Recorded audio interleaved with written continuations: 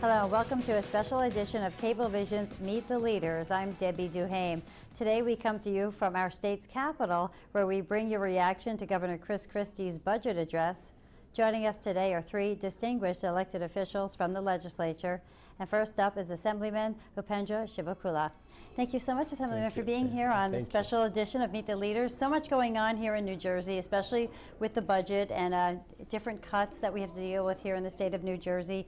When the governor spoke of the new normal, what is he referring to, and is that something we have to deal with now? Well, I think, if you are a state employee or some union employee, when you have been in collective bargaining agreements and you have pension benefits and health benefits that were promised to you over a number of years, and the state, the legislature, the governors, previous governors have defaulted in making payments to those payments, pension, benefits, etc.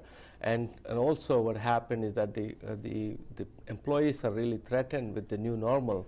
And the governor is saying that we don't have the money. He is right about that. And we are in a fiscal hole. We have $10 billion plus fiscal deficit.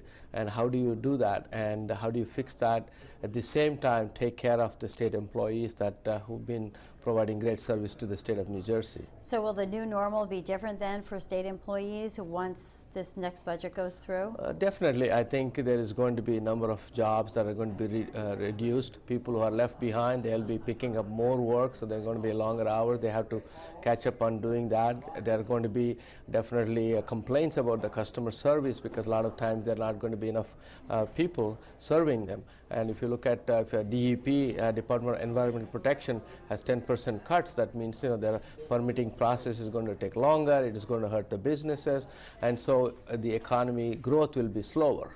Where do you think we'll see jobs being consolidated? I mean, in the DEP and where else across the state will we see this consolidation? Some cuts in the DCA, the Department of Community Affairs. There will be some cuts in the education, and it's all through. I think the transportation. Throughout the whole state. Yeah, throughout all the departments, they're going to be cut, and also some of the benefits are going to affect for the teachers and the local governments, because the municipal aid, if it's not going to be sufficient with the 2% cap, the mayors are going to have tough time balancing their budgets and they have to lay off police officers, firefighters, and it's going to have the new meaning to this new normal, in that there's going to be a reduction in services. Is going to affect the safety, security of our citizens.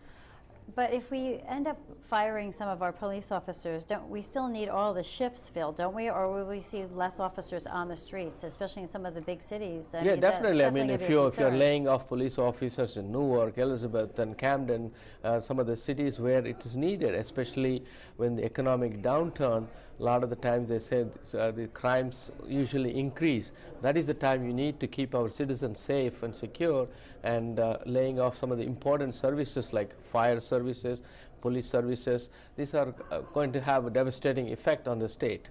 Do you think there's any way that we could keep our police officers and maybe just freeze their salaries? Is that a possibility, or is that not possible because of the way the unions work? Well, I think that is between the mayors and the mayors and the unions. They have to negotiate that, and it can be done, I think. So if we can really, sometimes the governor talks about shared sacrifices, and we have to request the sacrifices from the employees. But at the same time, we also need to look at our income, where the income tax revenue that is coming in. Maybe we need to look at high-end taxpayers. Maybe they can contribute a little bit, because the economic situation is so bad. The governor is not asking for sacrifice at the high end, but he's asking for sacrifice at the middle and low end. Do you think that he thinks that the high end people are already paying enough, or is that what he thinks already? Well, I think you have to probably that's his logic, I think. But what happens where do you cut it? You don't want to affect our children's education. When you try to cut the teachers, that means the classroom sizes are going to increase. When they increase, that our children suffer from education point of view. And we are in a global economy, and our children need to learn more math, science, and they need to learn the languages. And when you have less number of teachers, it's going to become more students, and so it's going to be education quality is going to drop. So that's one of the concerns. What about the increasing of funds to hospitals? Is that something that will help the hospitals to stay afloat then here in the state of New Jersey? Yeah, because we do not have, we have at the national level, we had the healthcare reform that is passed and is not going to kick in until a few years down the road. And we do spend a lot of money in charity care. And that means people who don't have, they're uninsured or underinsured, and those people, when they go to the hospitals, they need to be provided the care, and the hospitals have to get compensated for that. Right now they're not compensated 100%, but having that, I think it would help them. Additional aid to the hospitals is a good thing.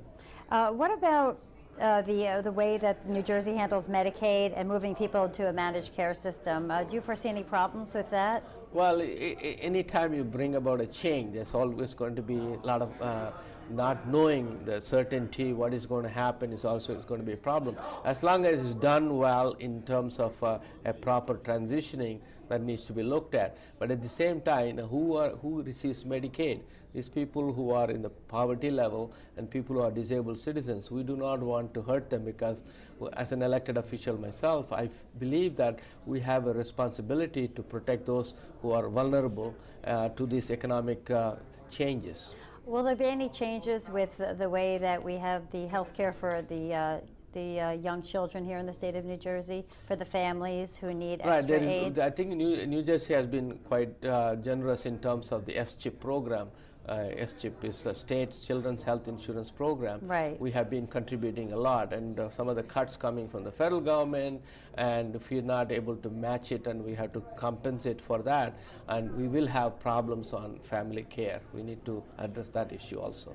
Okay, thank you so much, Assemblyman, for being here. Meet the Leaders, appreciate it. And I would like to thank my guest, Assemblyman Chivikula, for appearing on this segment. But don't go away, because after the break, we'll have more insight into Governor Chris Christie's budget address as we continue our special coverage from the State House in Trenton. Please stay with us.